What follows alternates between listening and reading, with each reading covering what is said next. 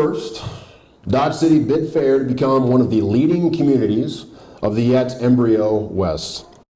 As has been said, she was located in the very heart of one of the best sections of the Buffalo Range, and because of the proximity of Fort Dodge, Fort was frequented by nearly all of the buffalo hunters of that region. Fort Dodge was their protection while they were out hunting on the range. They were all out here. In 1872, new technologies were invented in the East. Keep in mind, we're in the middle of the Industrial Revolution at this point. Factories are cranking out goods that had never been before seen by this part of civilization. The belts that drove those large machines, the leather belts, were predominantly made of buffalo hide. New technologies have been invented to tan those hides in a way that they could be used in industrial facilities. As the West grew, not just the soldiers on the frontier building their various forts, but the freighters along the Santa Fe Trail, other westward expansion as they kept moving out here. They needed to eat. They needed to keep warm. They needed money. Buffalo was a readily available economic and food source, not just for the American Plains Indians, but for the rest of civilization as well. There is perhaps no one phase of Western history that is quite so deplorable from the standpoint of the sentimentalist as the wanton slaughter of the buffalo during the few short years that the hide trade was at its height. Yes, there was waste, and lots of it, especially after the United States military enacted their policy, unofficial though it may have been, of if you're going to fight to win. The buffalo was the number one source for the Plains Indians of everything, not just their food, their entire lifestyle, their survival. Take that away, we can win the war.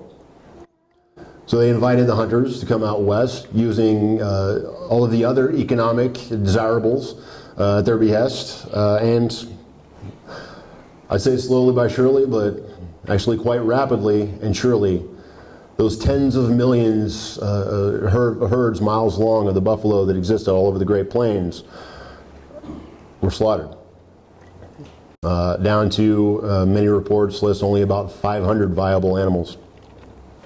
Before the hunters appeared on the plains, these animals could be numbered only by millions. It has been stated by many of the early characters of the Western Plains that they had best be counted in the tens of millions. It was not uncommon occurrence for freight trains to be held up for hours at a time while vast masses of the shaggy monsters passed by in search of better pasture. And many of the early hunters and military of the plains have often roamed for hours through herds so vast that they blackened the prairie to the horizon on all sides. The following sound clip is from Chapter 1 of the Buffalo Days, entitled The Instigation of Hide Trade. This sound clip provides a partial background of what led up to the buffalo hide trade, from the American Fur Company in 1840 to the Colorado Gold Strike of 1859.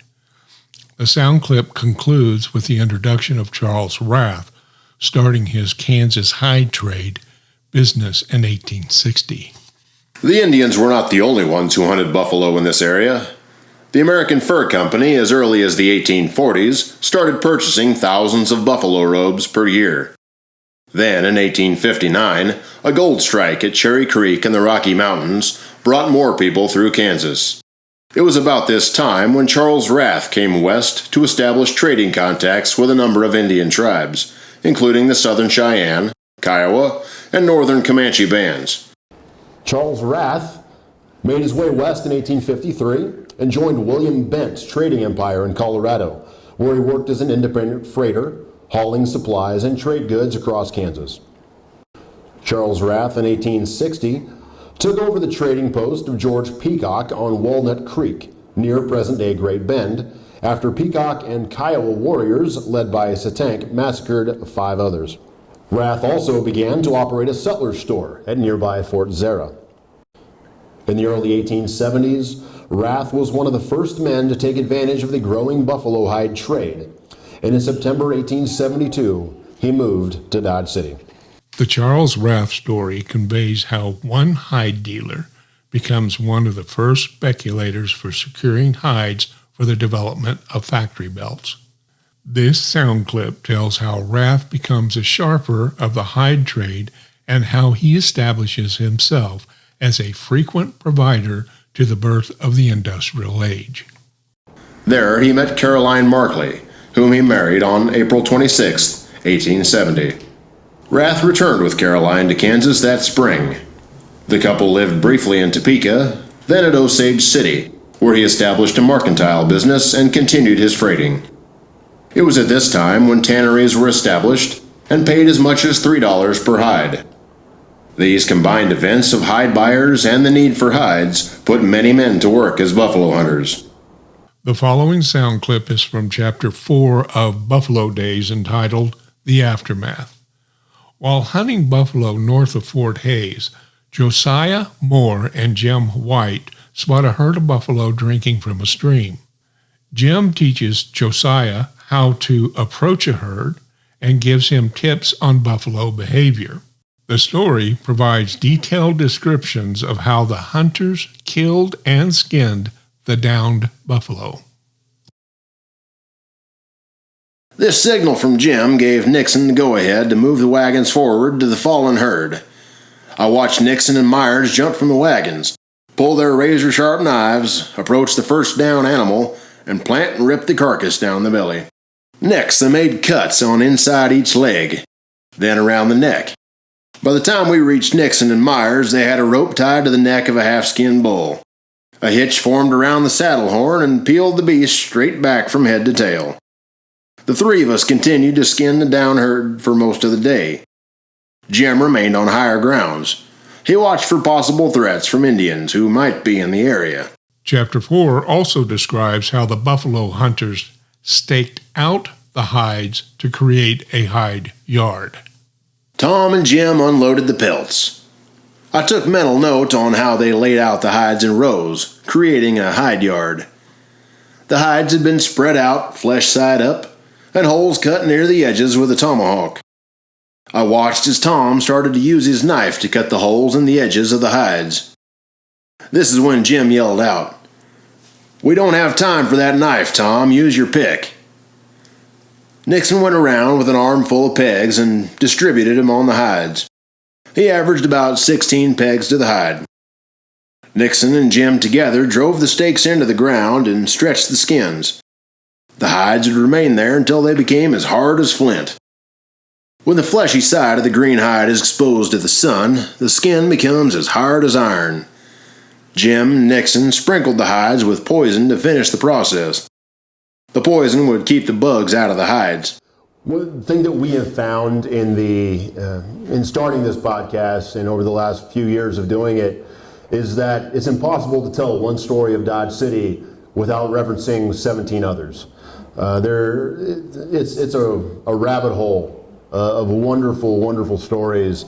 So we're kind of trying to limit it here just to be as concise as possible, while hopefully providing you all some context of some of the stories that have maybe never been told in their completest, most accurate version before. In 1872, Richard Irving Dodge, a few days before being appointed commander of Fort Dodge, decides to take a wagon trip from Fort Larned to a high point above the Kansas plains. He commandeers a horse and a light wagon and travels north until he reaches the sacred high ground where once the Pawnee Indians held tribal council. On arriving at the highest point of Pawnee Rock, Richard Dodge looks over the valley and describes the great southern buffalo herd coming north for their summer grass.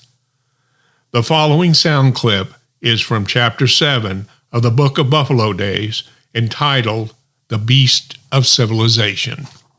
Before me, I could see one solid, dark blanket of moving animals. A herd of buffaloes so immense to even imagine, being no smaller than 25 miles wide at any given point, and 50 miles deep. Far, far as the limit of human vision extended, scattered a vast drove of the long and eagerly expected buffaloes.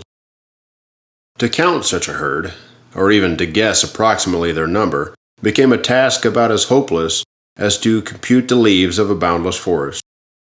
My estimate from where I stood on the high point above the plains account of no less than 480,000, all being in one herd. The ground literally swarmed with them, and their dusky, shaggy, grotesque bodies, mingling and blending, scattering away indefinitely into the mighty distance, like a black cloud they faded away into earth and sky at the remote line of the horizon. To my knowledge of this event, beheld before me the great southern herd coming north for the summer grass. Each huge creature was in restless motion. Some browsed on the luxuriant herbage, some wallowed in the moist earth, some gambled or engaged in playful contests. A subdued, continual roar could be heard arising from the moan-like bellowing of the countless drove. The hoof-strokes of myriads of feet also produced a dull, heavy sound, which, combining with the other noise, remained one of the distant lashes of the surf on a rock-bound coast. Only there was no ebb and flow. The sound was unbroken. The endless movements of the herd were as kaleidoscopic as the tossing of the troubled deep.